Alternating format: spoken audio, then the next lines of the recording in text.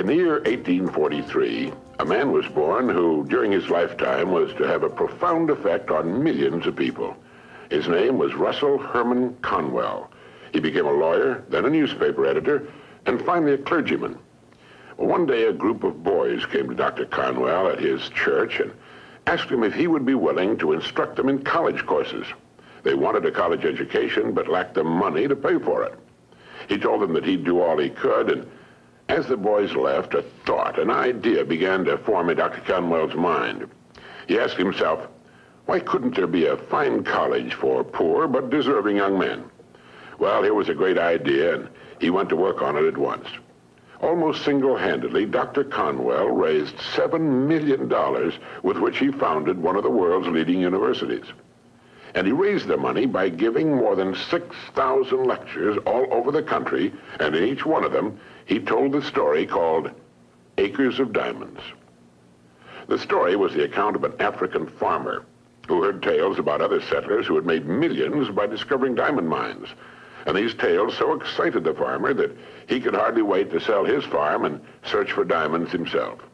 So he sold his farm and spent the rest of his life wandering the vast African continent, searching unsuccessfully for the gleaming gems which brought such high prices on the markets of the world.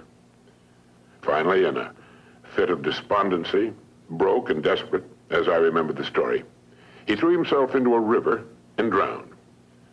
Now, meanwhile, the man who had bought his farm one day found a large and unusual stone in a stream which cut through the property.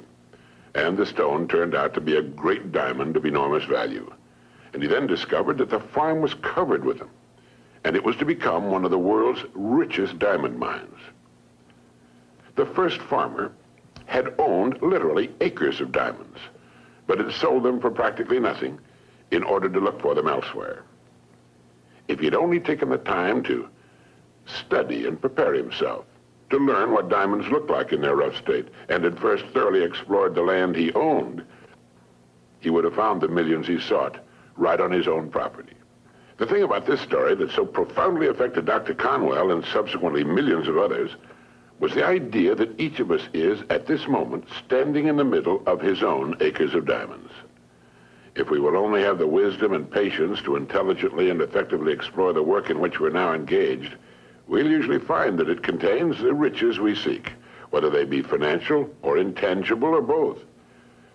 There's nothing more pitiful to my mind than the person who wastes his life running from one thing to another, forever looking for the pot of gold at the end of the rainbow, and never staying with one thing long enough to find it. No matter what your goal may be, perhaps the road to it can be found in the very thing in which you're now engaged. You see, the average man believes some businesses are better than others, instead of realizing the truth that there are no bad businesses. There are just those people who don't know enough to see the opportunities in the work they're in. No matter what our work happens to be, it's our business. We're the manager. If there seems to be no future or opportunity in it, it isn't always because it's not there, but perhaps only because we can't see it. A farmer once poked a tiny pumpkin into an empty jug. The pumpkin grew until it completely filled the jug and could grow no more. When the farmer broke the glass, he had a pumpkin exactly the size and shape of the jug. If we're not careful, each of us can do a similar thing. We can mistakenly poke ourselves into jugs that limit our growth. But it is we who do the poking, not the job, not the company, nor the territory, nor the economy, nor the times. We do it. People who become outstanding at their work are those who see their work as an opportunity for growth and development, and who prepare themselves for the opportunities which surround them every day. Preparation is the key. This means becoming so good, so competent at what we're now doing, we will actually force the opportunities we seek to come our way. It takes imagination, creative imagination, to know that diamonds don't look like diamonds in their rough state, nor does a pile of iron ore look like iron or steel. Great opportunities lurk constantly in every aspect of the work in which we now find ourselves. In order to begin prospecting your acres of diamonds, start to develop a faculty called intelligent objectivity, the ability to stand off and look at your job as a stranger might, a stranger who considers your pasture greener than his own. To do this, start at the beginning. Within the framework of what industry or profession does your job fall? Do you know all you can know about your industry? How did it begin? Why did it begin? Who started it and when? What's your industry's annual dollar volume? How fast has it grown during the past 20 years? What's its projected growth during the next 10 years? In short, start now to become a student of your industry. You'll be amazed at the results. In 5 years or less, you can become a national expert in your field. And it's the experts who write their own tickets in life. Surveys indicate that the great majority of people seem to look at their jobs as being as far as they can go, as the end of the line. They need to realize how really desperately an expanding and dynamic industry needs and seeks the uncommon person who is prepared to share in its growth, how richly it will reward this person of vision and action. On the other hand, those who are not preparing and growing are not just standing still. In relation to their industry, they're going backwards. So ask yourself, do I know as much about my job and my industry as a good doctor or lawyer knows about his job, his profession? You should, you know. This is the attitude of the person who wants to become a professional at what he does for a living. It's far more fun, many times more rewarding and interesting, and the real pro can ride out occasional storms in the economic seas in a safe boat built of research and preparation. In order to become a professional in a world of amateurs, we need to study 3 important subjects. 1, our company and the industry in which it operates. 2, our job and perhaps the next step upward in our career. And 3, we need to study people, since successfully serving and getting along with people will determine our success or failure. These are 3 subjects on which you can gradually build a fine home library. Your bookstore clerk will help you find the right books if you will tell him what you want to know. Frequently, all you need in order to make an enormous improvement is simply a reminder of things you've known but have forgotten. Perhaps this study and research in your job, your industry, and ways of increasing your service to others sounds like a big job. Well, it is. But it's fascinating, and in the long run, it pays tremendous dividends, builds complete security, and it can be accomplished in an hour a day devoted to reading and making permanent notes. Think of ways and means by which you can increase your contribution to your company, your industry, and those whom you serve.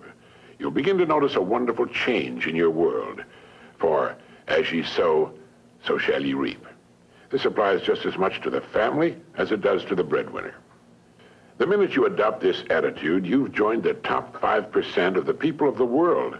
You've virtually removed all competition. You're creating rather than competing. You're affecting life rather than just being affected by it. You're becoming a creator and a giver to life instead of just a receiver. By taking this attitude toward your work, your company, and industry, you're automatically taking care of 2 vital parts of successful living.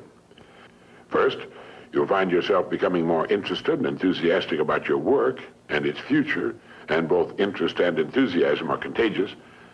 And second, you're building financial security which will last a lifetime.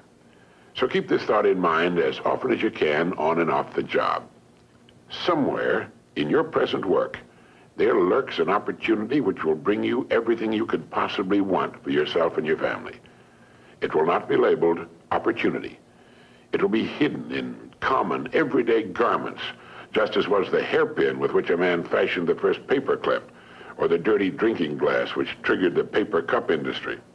Now, in closing, here are 12 points to remember. 1, if we'll develop the wisdom and patience to intelligently and effectively explore the work in which we're now engaged, we will very likely find it contains the riches, tangible and intangible, we seek. 2, before we go running off into what we think are greener pastures, let's realize our own pasture is probably unlimited. 3, there are no bad jobs. It's the way in which we go about our work that makes it good or bad. 4, let's not poke ourselves into jugs beyond which we cannot grow. Let's avoid self-limitation. 5, only preparation can ensure our taking advantage of the opportunities which will present themselves in the future, opportunities which are around us now. Let's begin to prepare now. 6, put your imagination to work on the many ways and means of improving what you're now doing. 7, learn all you can about your job, your company, and your industry. 8, since there's no limit to the growth of your industry, it must follow there's similarly no limit to your growth potential within that industry. 9, our dynamic and growing economy needs and will well reward the uncommon person who prepares for a place in its growth. 10, begin to build your library of reference material pertaining to your company, industry, job, and on how to better serve and get along with people. 11, set aside an hour a day for this study and research. 12, remember the story of the acres of diamonds.